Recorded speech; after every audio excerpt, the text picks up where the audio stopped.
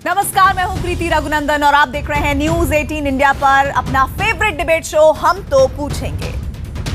मोदी सरकार के कार्यकाल का आखिरी बजट भी आज पेश हो गया। अब ये वक्त पीछे मुड़कर देखने का है कि क्या अच्छे दिन आ गए।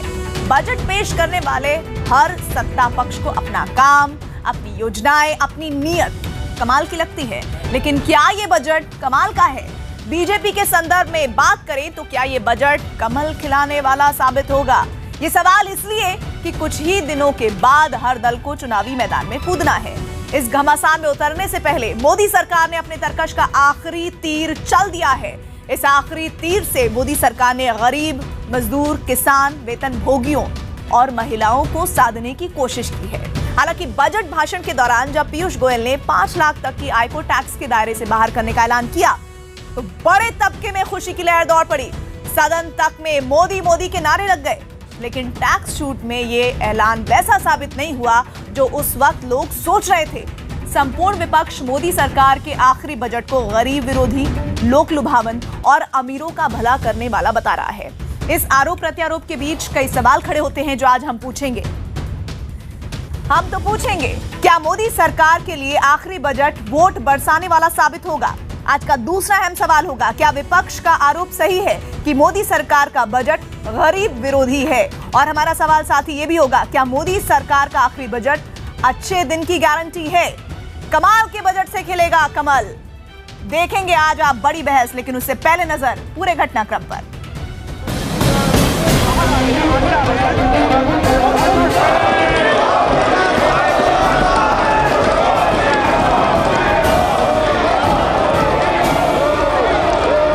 ₹6,000 खेती के लिए मिलेगा। कितना खुश हैं आप? बहुत खुश हैं, बहुत बढ़िया है। देश के ग्रोथ का सबसे बड़ा बजट कहलाएगा अभी तक की हिस्ट्री में। हम तो पूछेंगे में बड़ी बहस, कमाल के बजट से खिलेगा कमल। इस बजट में मिडिल क्लास से लेकर के श्रमिकों तक, किसान उन्नति से लेकर कारोबारियों की प्रगति तक, इनकम टैक्स रिलीफ से लेकर इंफ्रास्ट्रक्चर तक, मैन्युफैक्चरिंग से लेकर एमएसएमई सेक्टर तक, हाउसिंग से लेकर हेल्थ केयर तक, इकोनॉमी को नई गति से लेकर न्यू इंडिया के निर्माण तक सबका ध्यान इस बजट में रखा गया है। अरुण जेटली की गैर मौजूदगी में बतौर वित्त मंत्री पीयूष गोयल जब बजट पेश करने के लिए संसद में खड़े हुए तो पूरे देश की निगाहें उन्हीं पर थीं। सदन के भीतर सत्ता पक्ष अपने हिस्से का चुनावी फायदा सुनने को उतावला था, तो विपक्ष को इसकी कमियों का इंतजार, और देश की जनता अपने अपने हिस्से की राहत के लिए लोकसभा की हलचल पर टकटकी लगाए बैठी थी। पिटारा खुला तो हर आदमी के हिस्से में कुछ न कुछ आया, खासकर गरीब, मेहनतकश और कामगार के, जो सबसे ज्यादा बढ़ चढ़कर वोट देते हैं। नौकरी के दौरान कामगार की मौत पर ईपीएफओ से 6 लाख रुपए की मदद, 25,000 की कमाई वालों को ईएसआई का कवर मिलेगा। असंगठित क्षेत्र के लिए प्रधानमंत्री श्रमयोगी मानधन योजना, इस योजना के तहत हर महीने 3,000 की पेंशन। मनरेगा के लिए 60,000 करोड़ रुपए, ग्रेच्युटी की सीमा 10 लाख से बढ़ाकर 20 लाख रुपए। उज्ज्वला योजना के तहत 8 करोड़ फ्री एलपीजी कनेक्शन। विपक्ष ने बजट के इस तेवर को फौरन चुनावी बताना शुरू कर दिया। अंतरिम वित्त मंत्री का अंतरिम बजट खोदा पहाड़ निकली चूहिया जैसा निकला। वादे अनेक, काम नहीं एक। झूठ का पुलंदा, झूठ का पुलंदा। And there's nothing about jobs. Because if they say anything about jobs, the young people of this country will dismiss it as pakodanomics. The only thing this government knows about jobs is pakodanomics. सरकार ने हर उस तबके को खुश करने की कोशिश की जो मिशन 2019 में उसकी नैया पार लगा सकता है, मसलन किसान। 12 करोड़ किसानों को फायदा पहुंचाने वाली प्रधानमंत्री किसान सम्मान निधि योजना, प्राकृतिक आपदा से प्रभावित किसानों को 5% ब्याज माफी, पशुपालन और मछली पालन करने वाले किसानों को क्रेडिट कार्ड के कर्ज पर 2% ब्याज की छूट। हमारी सरकार किसानों के लिए एक के बाद एक ठोस कदम उठा रही है। दिसंबर 18 से देश में लागू करने की कैबिनेट ने मंजूरी दी और आज बजटीय प्रावधान भी हुआ है। ये जो वित्तीय वर्ष 18-19 का है, इसके लास्ट जो 4 महीने हैं, इसका किस्त सब किसान के खाते में 31 मार्च 19 तक चला जाएगा। ऐतिहासिक इन द सेंस भी आज तो जुमला भी ढंग से नहीं बोला गया। जुमला क्या बोला, किसान के सम्मान की कीमत 500 रुपए महीना ला के खड़ी कर दी। और जुमला ही बोलना था तो कम से कम सुनने में तो अच्छा लगता किसान को। किसान इंतजार कर रहा था कि किसान का जो कर्जा माफी होगी, कर्जे माफी पे बात नहीं की, किसान आत्महत्या कर रहा है। 5 लाख रुपए तक की सालाना आय वालों की तनख्वाह टैक्स फ्री कर गोयल ने रही सही कसर पूरी कर दी। Individual taxpayers having taxable annual income up to rupees 5 lakhs will get full tax rebate. इस ऐलान के बाद सदन में मोदी नाम के नारे लगने लगे।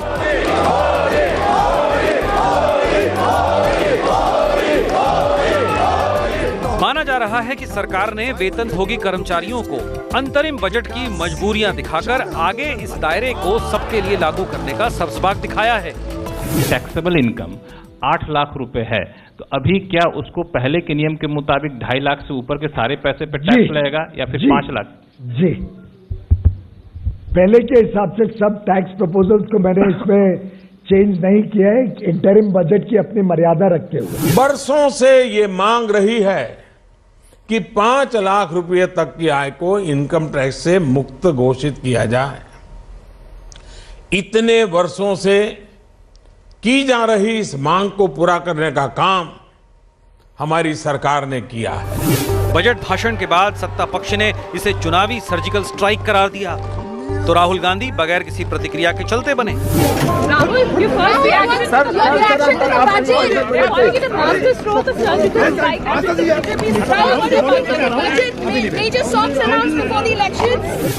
आम चुनावों से करीब 90 दिन पहले आए मोदी सरकार के इस बजट पर हम तो पूछेंगे कि क्या चुनावी बजट से मोदी सरकार मिशन 2019 जीत पाएगी? और अब सुनिए हमारा आज का सबसे बड़ा सवाल। हमारा सवाल है, क्या चुनावी बजट से मोदी सरकार मिशन 2019 जीत पाएगी? अगर आपका जवाब हाँ है तो HTP स्पेस Y लिखें। अगर आपका जवाब नहीं है तो HTP स्पेस N लिखें। आप अपनी राय 51818 पर भेज सकते हैं। ट्विटर पर भी आपकी राय का इंतजार रहेगा। #HTP और #चुनाव वाला बजट के जरिए आप अपनी राय कार्यक्रम में दे सकते हैं। बड़ी चर्चा में आज हमारे साथ बड़ा पैनल जुड़ रहा है। सबसे पहले परिचय करवा दूं, कांग्रेस की तरफ से आज पक्ष रखने के लिए हरीश रावत हमारे साथ होंगे। साथ ही बीजेपी का पक्ष रखने के लिए प्रेम शुक्ला जी होंगे। आज इनके लिए बड़ा अहम दिन है। साथ ही मनोज जोशी अभिनेता हमारे साथ डिबेट में जुड़ रहे हैं। साथ ही इनके अलावा बेजॉन मिश्रा कंज्यूमर एक्टिविस्ट हैं और कुछ और खास मेहमान भी हमारे साथ जुड़ेंगे थोड़ी देर में, फिर परिचय तब करवाएंगे। प्रेम शुक्ला जी, शुरुआत आपसे करूंगी। हाउ इज द जोश? हाई, इट्स हाई, जबरदस्त है और पूरे देश का जोश है। गरीबों का जोश है, किसानों का जोश है, जवानों का जोश है, गरीब इंसानों का जोश है। पहली बार सरकार ऐसी है जिसने 5 वर्षों में पूरे देश के 125 करोड़ आम इंसानों के जीवन को स्पर्श करके, उनके जीवन के लिए कल्याणकारी योजनाएं दे करके, उनके जीवन में कल्याण के माध्यम से लोकतंत्र का जो सबसे बड़ा लक्ष्य है लोक कल्याण, वो करने का कार्य किया है। इसलिए हमारा जोश एकदम ऊंचा है, इट्स हाई। ठीक है, क्या ये बजट कमाल का है प्रेम शुक्ला जी? और क्या कमाल का है? इतना कमाल का है कि कमल खिल जाएगा 2019 में दोबारा? देखिए, कमल तो वो लोग खिलाएंगे जिनके जीवन में सुगंध जो है कमल के निशान पर अपना ईवीएम पर बटन दबाने के कारण 5 वर्षों में जिनके जीवन में गुणात्मक परिवर्तन आया है, वो निश्चित तौर पर कमाल का बजट इसको मानते हैं।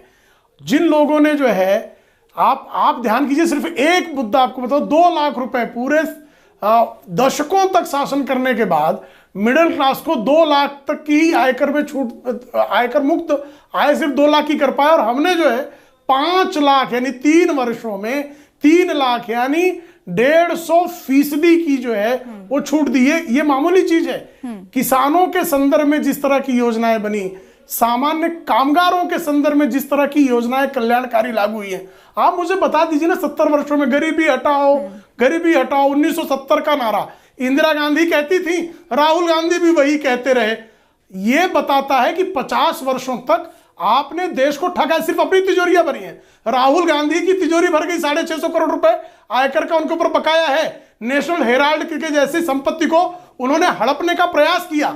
सामान्य व्यक्ति के जीवन के हिस्से को हड़प कर पूरे सामान्य लोगों को तड़पने के लिए छोड़ रखा था। आज मोदी जी की सरकार सामान्य लोगों के जीवन में गुणात्मक परिवर्तन कर रही है। प्रेम शुक्ला जी, आपने बखूबी बजट के बारे में बताया, लेकिन आप भी कोई मौका छोड़ते नहीं है। चाहे मौका आपकी उपलब्धियों को गिनाने का हो, कमजोरियां कांग्रेस की जरूर गिना देते हैं। चलिए कोई बात नहीं, कांग्रेस की कमजोरियां ठीक है, ठीक है। हरीश जी, लूटने के इतिहास के संदर्भ में प्रकाश डालना आवश्यक है। चलिए ठीक है। हरीश जी, जरा ये बताइए, आज राहुल गांधी ने रिएक्शन दिया, उन्होंने कहा ये बजट किसानों का अपमान है, कैसे?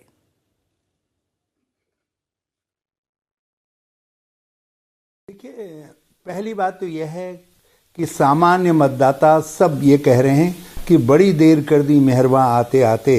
जब आपकी चला चली की वेला आ गई और आपकी सरकार 30 दिन के लिए है और उसके बाद लेम डक गवर्नमेंट हो जाएगी, तो आपने घोषणाओं का, नीतियों का, स्ट्रक्चरल चेंजेस का पिटारा खोलने की कोशिश की है। जब कर ही दिया था, आपने एक जो आज तक नहीं हुआ कि कभी भी बजट का, अंतरिम बजट का इस्तेमाल केवल प्रोविजंस करने के लिए होता है ताकि सरकार जब तक नई न बन जाए तब तक काम चलता रहे। जब आपने एक लक्ष्मण रेखा को लांघ दिया, एक असंवैधानिक कृत्य कर ही दिया था, तो फिर किसानों का सम्मान तो कर देते। आपने उनको कितना दिया? एक चाय की प्याली के लायक कितना दिया बताइए? और 6000 साल का दिया, बताइए कर्ज माफ करो। तो राहुल गांधी जी ने कर्ज माफ कर एक सेकंड राहुल गांधी जी ने कर्ज माफ करवा दिया। उसके आप इतने नैतिक दबाव में थे कि आपने कहा हम किसान के खाते में इतना डाल देंगे, 6000 रुपया डाल देंगे। कितना आता है? एक कप चाय के बराबर। और दूसरी तरफ आपने यूरिया से लेकर के जितने चीजें हैं उनके दाम बढ़ा दिए हैं। तो किसान को जो ये थोड़ी सब्सिडी आपने देने की कोशिश भी की है, वो दूसरी तरफ से न्यूट्रलाइज हो जा रही है। दूसरी बात है जो आपने अपने उसमें कहा कि मजदूरों के लिए, सबके लिए कुछ किया है। जिन मजदूरों का, जिन श्रेणियों का नाम लिया है, घरेलू कामगार, रग पिकर्स, रिक्शा पुलर्स और रेहड़ी पटरी वाले, इनका पंजीकरण कहीं है? कुछ है? तब तो आप उनको पेंशनेबल बनाएंगे, और पेंशनेबल बनाने के लिए उसको पूरी जिंदगी खपनी पड़ेगी, तब आप उनको 60 साल के बाद पेंशन देंगे। और इतनी पेंशन तो आजकल राज्य सरकारें बुढ़ापे में 60 साल के बाद दे रही हैं। तो आप कोई नया क्या कर रहे हैं जो राज्य सरकारें बुढ़ापे के बाद दे रही हैं? 60 साल के बाद। लेकिन लेट मी थोड़ा सा एक और खास मेहमान हमारे साथ है। मैं चाहती हूँ कि इस सेगमेंट में हम सबके पास चले जाएं। हम सबके पास चले आए ना, अभी बहुत वक्त है, हम दोबारा आपके पास आएंगे। और प्रेम शुक्ला जी, मैं आपके पास भी आऊंगी। मनोज जोशी हमारे साथ अभिनेता मौजूद हैं। Manoj Joshi ji, how is the जोश? जी नमस्कार। हाई, वेरी हाई, और हर तबके में यह हाई जोश है। भारत के हर तबके में जोश बहुत ही हाई है। और मैं सबसे पहले इस हाई जोश के लिए और इतने अच्छे अर्थ संकल्प के लिए मोदी सरकार को बहुत बहुत अभिनंदन बात देता हूं। पीयूष जी को भी अभिनंदन देता हूं कि आम आदमी से लेकर किसानों तक और असंगठित जो कामगार हैं उनके लिए, जो 60 साल के ऊपर के जो हैं उनके लिए यह बहुत ही अद्भुत संकल्प है। और इस बात से यह बात बहुत ही स्पष्ट होती है कि सरकार की नीति, नियत और राष्ट्र के प्रति निष्ठा, ये सच्चे अर्थ में राष्ट्र धर्म का पालन हो रहा है, ऐसा मैं दावे के साथ कहूंगा। और बहुत ही अद्भुत अर्थ संकल्प है। और एक बात मैं कहना चाहता हूं कि शायद हो सकता है कि हार्ड वर्किंग राहुल गांधी के लिए ये बजट काम का न हो, चाहे लालू प्रसाद यादव जैसे गरीब फैमिली को इसका फायदा न हो, चाहे इंडस्ट्रियलिस्ट मालिया जैसे इंडस्ट्रियलिस्ट को इसका फायदा न हो, लेकिन इस भारत की जो आम जनता है, आम आदमी है, उसको जरूर फायदा होने वाला है और यह बहुत ही अद्भुत अर्थसंकल्प है, ऐसा मेरा मानना है। हरीश जी, सुना आपने, मनोज जोशी अभिनेता है। दूसरी एक बात हमारी फिल्म इंडस्ट्री के लिए, बीजेपी के हमारी जितने फिल्म इंडस्ट्री के लिए जो वन विंडो परमिशन वाली जो बात है फिल्म इंडस्ट्री के लिए, आज तक फिल्म इंडस्ट्री के लिए हर परमिशन के लिए धक्के खाने पड़ते थे। वहां जहां वो वन विंडो परमिशन की है, यह बहुत बड़ी बात है फिल्म इंडस्ट्री के लिए और बहुत अच्छा अर्थ संकल्प है ये। हरीश जी, मनोज जी को पकौड़ानॉमिक्स नहीं दिख रहा, जुमलेबाज नहीं दिख रहा है बजट कि जो आरएसएस वो ठीक बिल्कुल ठीक कह रहे हैं। जो प्रोपोगेंडिस्ट हैं आरएसएस के और बीजेपी के, उनको इसमें सब सुनहरा दिखवाने की कोशिश कर रहे हैं। ये वैसे ही बजट है जैसे मोदी जी हर खाते में 15 लाख रुपया भेज रहे थे, जैसे मोदी जी अच्छे दिन ला रहे थे और किसानों की आमदनी दुगनी कर रहे थे। किसान आत्महत्या कर रहा है, किसान कह रहा है मेरा कर्ज माफ करो, मैं परेशान हूं। राहुल गांधी जी उसका कर्ज माफ करने का वादा कर रहे हैं, आपको उसके दबाव में कुछ घोषणाएं करनी पड़ रही हैं। जिग जैग बना दे रहे हैं आप मजदूरों के लिए ऐसा जिस पर कोई मजदूर क्वालिफाई न कर पाए। और आपने दूसरी तरफ जो है एक ऐसी परंपरा प्रारंभ कर दी कि अब 4 साल वित्त मंत्री लूटेगा, जैसा श्री अरुण जेटली जी ने लूटा। उन्होंने $47 प्रति बैरल के हिसाब से क्रूड ऑयल खरीदा और भारत के लोगों से 90 रुपये लीटर तक पेट्रोल और डीजल खरीदवा दिया, 1000 रुपये तक एक बार गैस का सिलेंडर खरीदवा दिया। 4 साल लूटा और अंतिम साल में जिस समय इंटरिम बजट जो केवल प्रोविजन करता है सरकार कैसे 3-4 महीने सैलरी इत्यादि दे सके, उस बजट में सारा पिटारा खोल देगा। तो ठगा कौन जाएगा? देश का आम आदमी, देश का सामान्य लोग। और इससे मनोज जी, जो परंपरा 4.5 साल क्यों लग गए करते हरीश जी का सवाल है। अब एक बात बताइए, भारत की ये अर्थ संकल्प में भारत की सुरक्षा के लिए 3 लाख करोड़ भारत की सुरक्षा के लिए, इस अर्थ संकल्प से भारत की सुरक्षा भी मजबूत होगी। ये महाराज प्रेम जी, शायद आपको मालूम नहीं है, सबसे कम रक्षा बजट खर्च यदि किसी सरकार में हुआ है तो एनडीए की सरकार में हुआ। आप तो रक्षा सेवाओं को लिप सर्विस देते रहे हैं और ये किसी और ने नहीं कहा है। एक वाइस चीफ ने रक्षा समिति के सामने कहा है और मुरली मनोहर जी के नेतृत्व में रक्षा समिति ने रिकमेंड किया है कि आर्मी के पास साज सामान के लिए भी पैसा नहीं है, सारा साज सामान ऑब्सलीट हो चुका है, 70% जो है। तो ये आप किसको सिखा रहे हैं इन बातों को? जो है आप प्रोपोगंडा करिए जोर जोर से, आप प्रोपोगंडा में उस्ताद हैं। कुछ चैनल भी कभी कभी हमारे एंकर साहिबान भी आसान हो जाता है एंकर पर सीधा हमला कर दीजिए। जब आपसे सवाल पूछा जाए तो बहुत आसान है कि आप एंकर को ही कटघरे में खड़ा कर दीजिए। और आप जब देखेंगे इस शो की रिकॉर्डिंग तो आप देखेंगे जितना आपको सवाल पूछने का अधिकार है उतना ही मौका दिया जा रहा है कि सामने वाला भी जवाब दे सके। बिजॉन मिश्रा जी, मैं आपके पास आना चाह रही थी लेकिन बहुत कम वक्त के लिए मोहम्मद सलीम हमारे साथ जुड़े हैं तो मुझे उनका रुख करना होगा। मोहम्मद सलीम, सीताराम येचुरी ने इस बजट को जुमला बजट कहा है, क्यों? जुमला ही है। 5 साल से तो लोग यही सुनते आए हैं। जैसे वो आपका 15 लाख रुपए आना था ना सबके खाते में, अभी 6000 रुपए आने की बात कही जा रही है। जैसे ब्लैक मनी वापस करना था, वैसे अभी कहा जा रहा है कि असंगठित मजदूर अगर 30 साल तक पैसा जमा करेंगे 100 रुपया महीने में तो सरकार मैचिंग ग्रांट देगी और बाबा मरिए तो बैल बटिए, 60 साल बाद उनको पेंशन मिलेगा। कोई भी प्राइवेट कंपनी के साथ वो टाई अप कर लेंगे, जैसे कृषि बीमा को किए हैं। पूरे देश विश्व में जब बीमा कंपनी स्वास्थ्य में 5% उनका डिविडेंड मिलता है, हमारे देश में 17% मिल रहा है।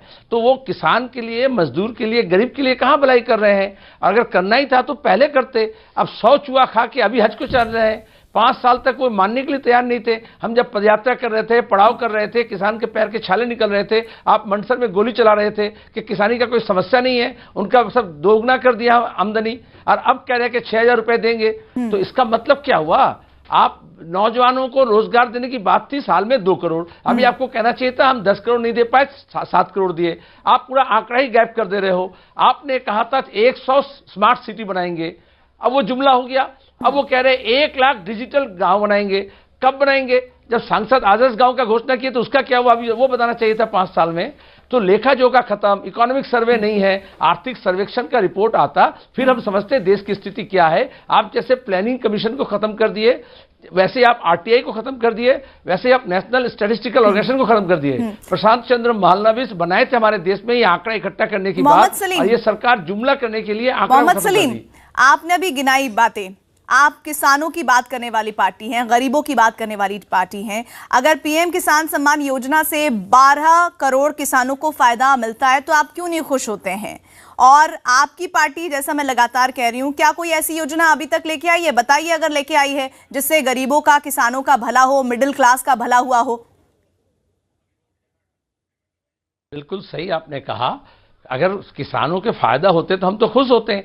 200 किसान संगठन मिल करके संसद मार्ग में हम वो पैरेलल अधिवेशन चला करके सरकार को ये कहे कि किसान अपने अनाज का कीमत नहीं मिल रहा है, आप कंपलसरी अनाज खरीदने का योजना बना दो, ताकि प्याज, धान, आलू, टमाटर के किसान को जब कीमत नहीं मिल रहा है तो कम से कम गारंटी मिले उसका फसल बेचने का। सरकार उस तरफ गई नहीं। आपने स्वामीनाथन कमीशन रिपोर्ट लागू करेंगे बोल करके 2014 में चुनाव में जीते थे। आप कमीशन की रिपोर्ट लागू किए नहीं। आप ये कहते कि जितना लागत होगा उसका 1.5 गुना आप देंगे। आप कहे हम दुगनी करेंगे 2022 तक, आपको चुना गया था 2019 तक, तो अभी 19 तक आपको दिखाना चाहिए था कि हमने कितना आमदनी किए। भाषण, भ्रमण और भ्रम चलता रहा, देश का किसान मरता रहा। हम अभी भी कह रहे हैं 2019 तक आपने कुछ नहीं किया और आप मास्टर प्लान 2022 तक का तैयार कर रहे हैं। अभी तक क्या किया, उसका जवाब दीजिए। देखिए, जो communist party criminal, communal elements को लेकर, करप्ट एलिमेंट्स को लेकर कॉर्पोरेट की जो है वो एजेंसी बनकर रह गई है बंगाल में, इसलिए हटाए गए ना। और केरला में भी यही स्थिति इनकी है। इन्होंने अपने राज्यों में किसानों के लिए अपने कार्यकाल में कौन सी योजना बनाई?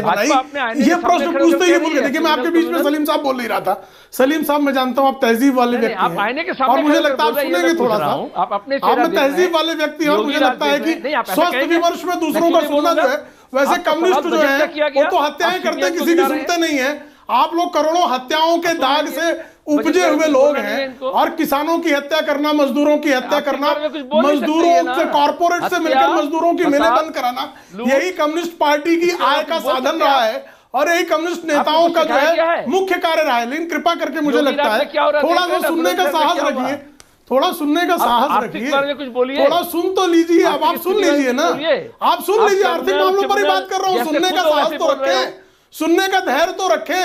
झूठ के विश्वविद्यालय के कुलाधिपति के चरणों में अपने कम्युनिज्म को समर्पित करने वाले आदरणीय सलीम जी, मैं आपसे अपेक्षा करता हूं कि आप एक स्वस्थ विमर्श में आप जो अनर्गल आरोप लगाकर भागे जा रहे हैं उनका उत्तर पेट भर के सुन के जाते। आपने किसानों का उत्पीड़न जो प्रारंभ किया, आपने किसानों की जमीन छीनकर कॉर्पोरेट के मुंह में डाला और बंगाल ने आपको इस तरह से पीटा कि आज भी बंगाल में आप 3रे क्रमांक की पार्टी हो गए हैं।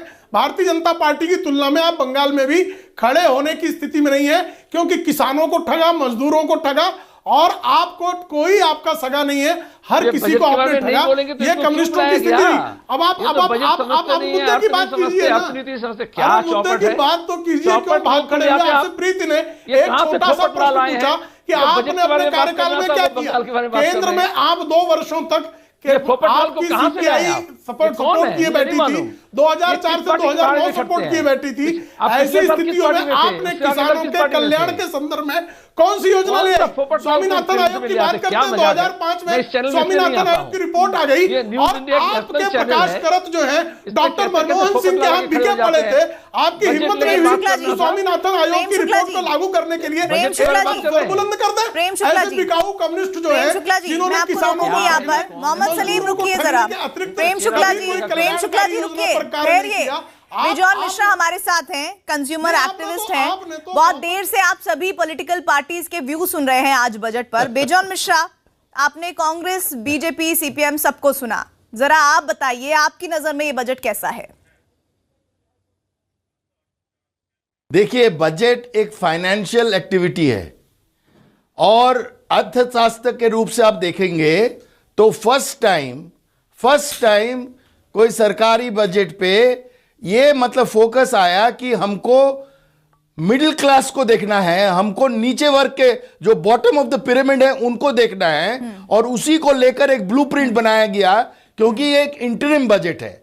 और ये घोषित किए कि आप यदि हमको फिर से मौका देते हैं तो हम इसको और आगे ले जाएंगे। इस बजट का सबसे बड़ा फोकस क्या है कि आप एक टैक्स नेट में आइए, आपको हम 5 लाख तक का छूट दे रहे हैं आप, लेकिन अपने को लाइए सरकारी टैक्स नेट पे लाइए।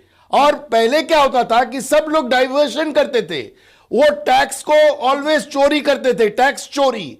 आज के दिन में इतने पारदर्शिता आ गया है, सारे टेक्नोलॉजी के बेसिस पे एकदम बिल्कुल खुलासा है। सब जितने लोग चैनल में बैठे हुए हैं वो सच्चाई से कहे कि अभी जब वो टैक्स रिटर्न भरते हैं तो उनके टैक्स का जो एक्नॉलेजमेंट होता है, उनके जो रिफंड होते हैं, वो कितने एफिशिएंटली हो रहा है, ये सबको मालूम है। सबको ये मालूम है कि आज फॉर द फर्स्ट टाइम हमारे देश में इंटरनल ट्रेड का एक जिक्र किया गया है। पहले कभी भी इंटरनल ट्रेड लेकर कोई बातचीत नहीं हुआ, क्योंकि हर समय सरकार ये कोशिश करते थे कि कैसे हम लोगों को भ्रामित करके इंटरनल ट्रेड को छुपा के रखें, ताकि लोग जिस ढंग के भी व्यापार करना चाहे वो व्यापार कर सकता है। अभी फर्स्ट टाइम इंटरनल ट्रेड लेकर एक पॉलिसी आ रहा है। फर्स्ट टाइम सरकार ये कह रहे हैं कि हम लोगों को, कंज्यूमर एक्टिविस्ट हैं और आप सुन रहे हैं उनको, और वो क्या बता रहे हैं ये भी आपके कानों में पड़ रहा होगा। आप उस पॉलिटिकल पार्टी को रिप्रेजेंट करते हैं जो समाज सुधार के लिए जानी जाती है, लेकिन जो बात आप नहीं कह पा रहे हैं, अच्छे को अच्छे कहने में कोई हर्ज नहीं है। इस बीच बाबुल सुप्रियो, रुक जाइए, केंद्रीय मंत्री हमारे साथ जुड़ गए हैं। बाबुल सुप्रियो, मोहम्मद सलीम जुमलेबाज बजट कह रहे हैं, वो कह रहे हैं आपने वादे किए, वादे निभाए नहीं, और अब अंतरिम बजट पेश करके लोगों को लॉलीपॉप थमा रहे हैं।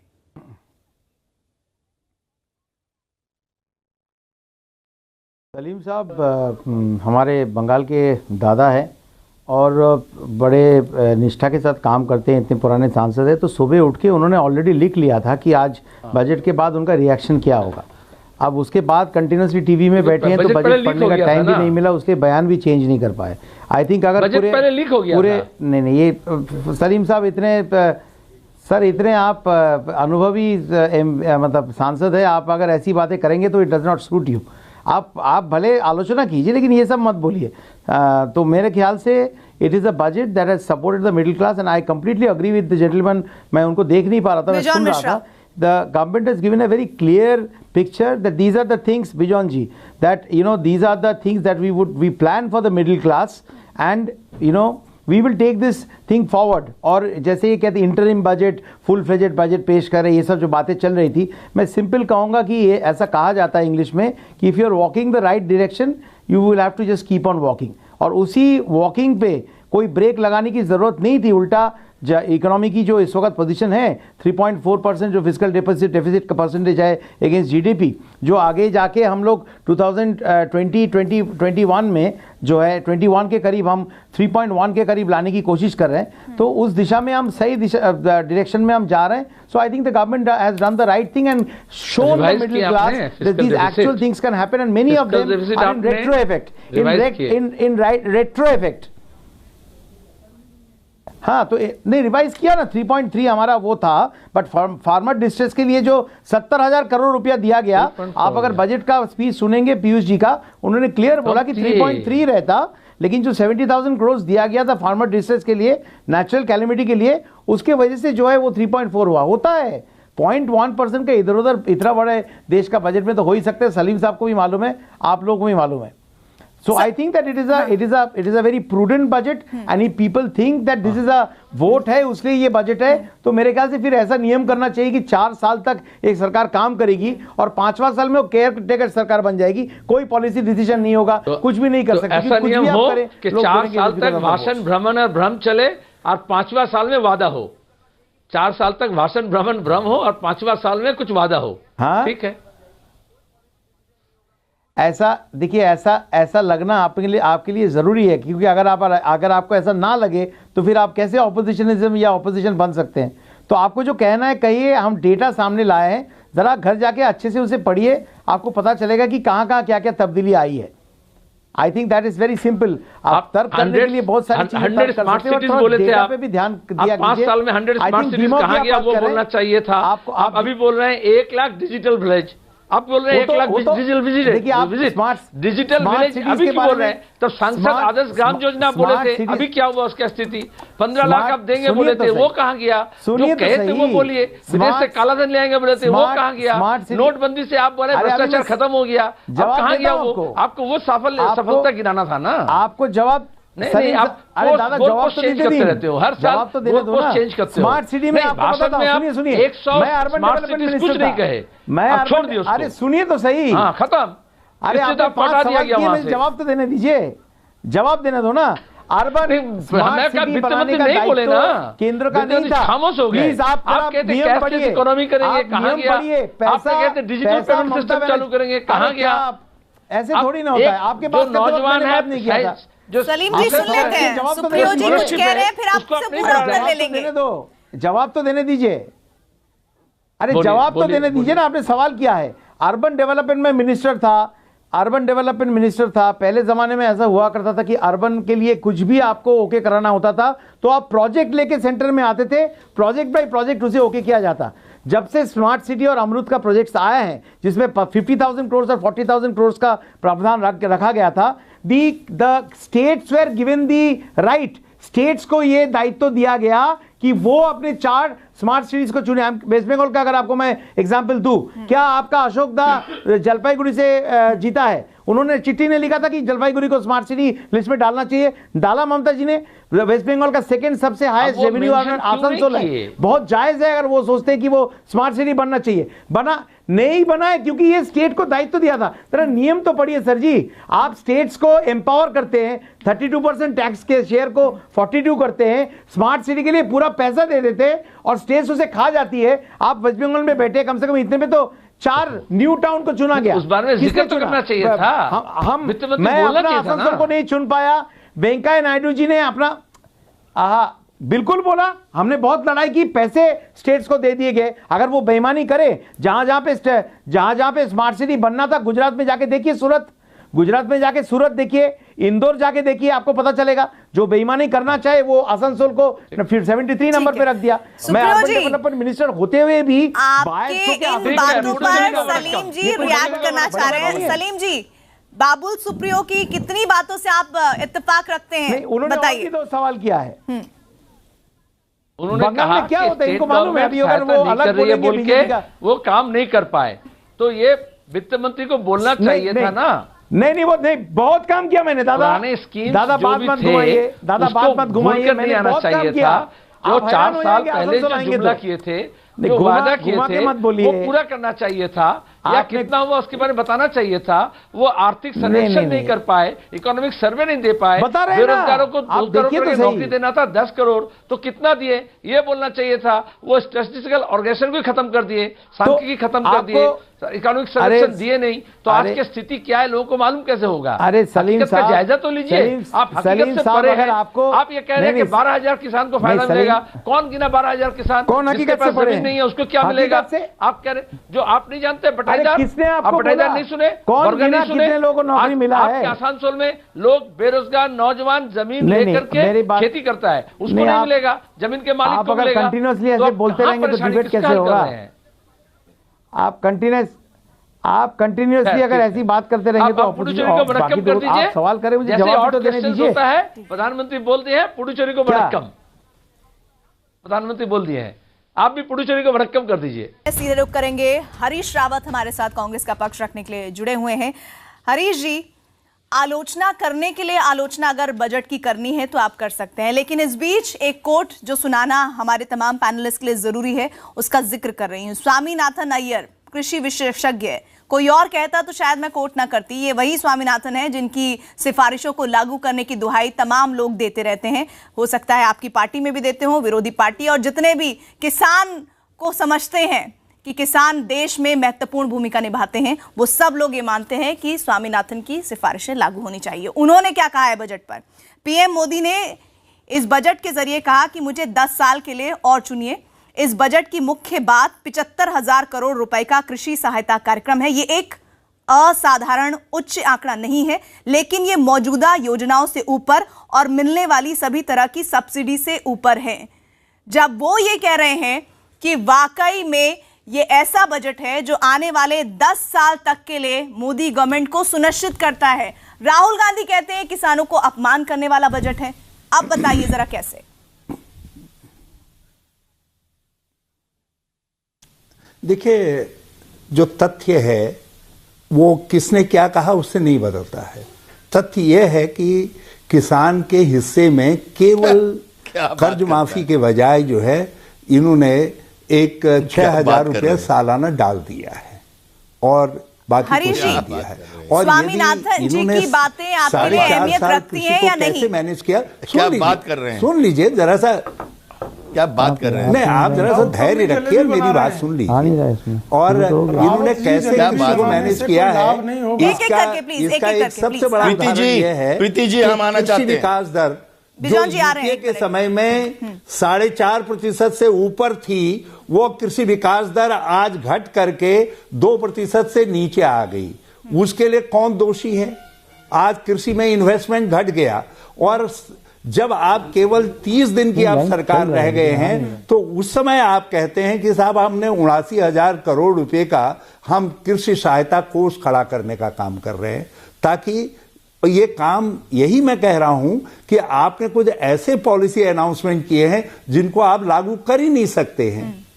तो आपने खाली एक झुंझुना, एक लॉलीपॉप दिखाने का काम किया है, जो अभी मोहम्मद सलीम साहब कह रहे थे। हकीकत यह है कि आपने जितनी घोषणाएं की, जिसमें आदर्श सांसद ग्राम से लेकर के पिछड़े 100 जिलों को ट्रांसफॉर्म करने से लेकर के 100 शहरों को स्मार्ट सिटी बनाने तक सारी चीजें जो है आपकी चारों खाने चित्त हो गई है, उनका कोई अकाउंट नहीं है। और आप जितने भी आरोप लगा सकते हैं, दरअसल हुआ ये है ना, आउट ऑफ सिलेबस क्वेश्चन आ गया हरीश जी। आप धैर्य रखें, आप सत्ता पक्ष हैं। अरे भैया, आप सत्ता पक्ष हैं, आप में धैर्य नहीं है। वो आदरणीय राहुल गांधी की मुख्यमंत्री केवल जो संसद के सदन में प्रकट थी कि आदरणीय मल्लिकार्जुन खड़गे जी का मुंह खुला हुआ था, हम पर आरोप लगा रहे थे दूसरी तरफ जो राहुल गांधी जी का मुंह था वो यूं लटका हुआ था। राष्ट्रीय अध्यक्ष ये जो मुद्रा थी, जो 50,000 की राष्ट्रीय मुद्रा जो थी, राहुल गांधी जी का चेहरा ये, टर्नओवर हो जाता है, और दूसरा चेहरा मल्लिकार्जुन खड़गे का ये, नीरव मोदी से लेकर के सारे मोदी बाहर खड़े होते हैं विदेशों में पूंजी लेकर के, तो आप जो है कांग्रेस के नेता झूठ के विश्वविद्यालय हो जाते हैं। और भारतीय दंड विधा की धारा 420 के तहत जमानत पर रिहा आदरणीय राहुल गांधी कृषि ज्ञान के शिरोमणि कहलाने का अधिकार रखने वाले, किंतु नारियल से जूस बनाने वाले, कर्ज माफ करने में बड़ी तकलीफ महसूस होती है। एमआरआई मशीनों को इंटरकनेक्ट कर देने वाले ऐसे कृषि विशेषज्ञ आदरणीय राहुल गांधी को माना जाए कि आज देश के अंदर भीषणतम बेरोजगारी है। या एक ही साल में 6 करोड़ लोग आपको बाबुल सुप्रियो जी, कांग्रेस ये आरोप लगा रही है कि ये झुंझुना है बजट, वो कह रही है पकौड़ानॉमिक्स है, जुमलेबाजी है।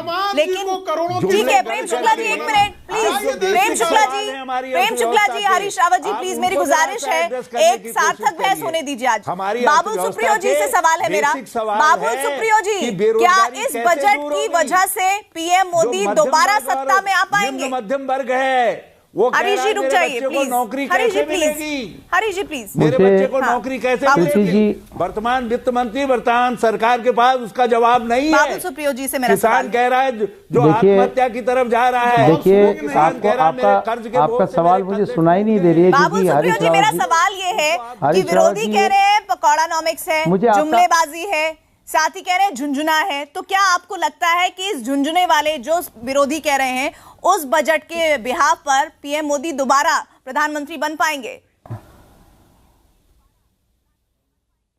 इनको सारे ये सब जो घटिया शब्द का इस्तेमाल ये कर रहे हैं उनका जवाब मई महीने में जो है ये देश उनको दे देगी। नंबर 1, मैं एक नया पॉलिटिशियन होने के नाते मैं आपको बता रहा हूँ, ये जो तेवर है, जो भाषा में ये बात कर रहे हैं और जिस तरीके से आप जो चिंता न सच्चाई है करिए, उसको हम इतने दरकिनार साल से करके आप इनमें लोगों इतना के ग्रेस जवाबों नहीं को है। सुनते आ रहे हैं। अरे आप चुप रहिए और भाई, हम ये भी थोड़ा जानते- चुप रहिए, हम ये आप भी बुजुर्ग जानते आदमी हैं, चुप रहिए, मुझे कहने हम दीजिए। ये भी जानते हैं आप कि जरा आप 2 लोग मिनट इस चुप समय रहिए, मुझे कहने सत्ता दीजिए के सर, आप अहंकार बुजुर्ग में आदमी हैं। हैं, मगर आप सत्ता सीनियर के हैं, अहंकार में आप सीनियर आदमी हैं, आप विपक्ष की बिल्कुल, आवाज को थोड़ी आप दबा सकते हैं। अहंकार में कोई हमारे नहीं- सवालों का उत्तर रावत साहब, दीजिए। मुझे आपसे फजूल बात बेरोजगारी नहीं को हल करनी है। करने के लिए आपका बजट ये अंतरिम रावत बजट साहब, क्या आपके- कह रहा है, जरा बताइए तो सही। रावत साहब, क्या आपकी कार्य योजना है बेरोजगारी को दूर करने की? रावत साहब, आपकी फजूल अरे भाई, आप केंद्रीय मंत्री हैं, सुनिए, ये तो बताइए कि सुनिए प्रीति जी, बेरोजगारी अगर को दूर रावत करने साहब की जैसे क्या कार्य योजना है आपके इस बजट में? कर्ज के बोझ से दबे हुए किसान को राहत देने की क्या योजना है आप बोलते जाइए। आपके इस बजट के अंदर? उत्तर सुन लेते हैं बाबुल सुप्रियो जी से अब। आप हरीश बोलते जी। जाइए, आप बोलते जाइए।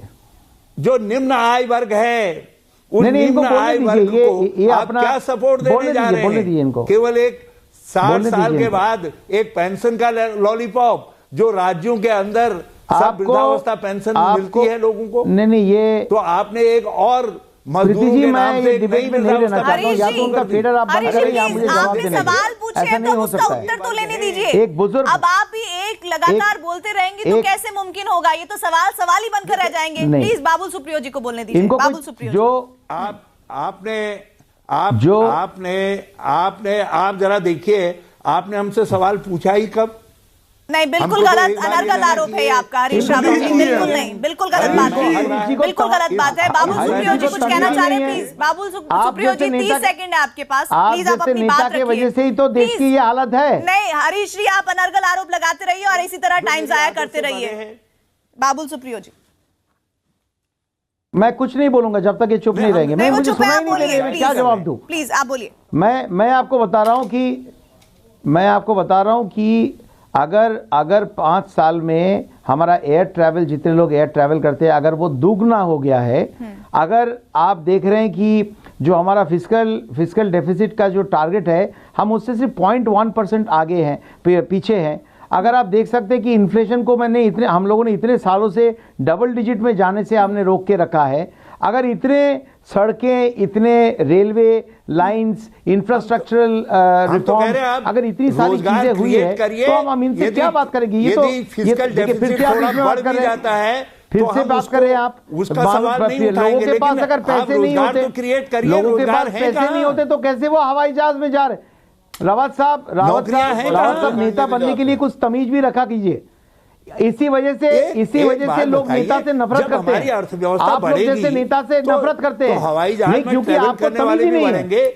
आप मुझे केंद्रीय मंत्री कह रहे हैं, लेकिन आप बात नहीं करने वाले बढ़ेंगे। आप बात नहीं बड़ी गाड़ियां भी बढ़ेंगी। मुझे ये कोई आपके समय में कोई नया नहीं हुआ है, ये पहले से भी होता रहा है। क्या इनसे आप बहस करेंगे बताइए? It is below my dignity to talk. आपको जो बोलना है बोलिए, आप बोलते रहिए, आप बोलते रहिए। रावत जी, आप बोलते रहिए आप। ये तो मैं नहीं बोलूंगा। अर्थव्यवस्था ग्रेजुअली जब बढ़ती है तो लोगों की प्रॉस्पेरिटी बढ़ती है, प्रॉस्पेरिटी बढ़ती है।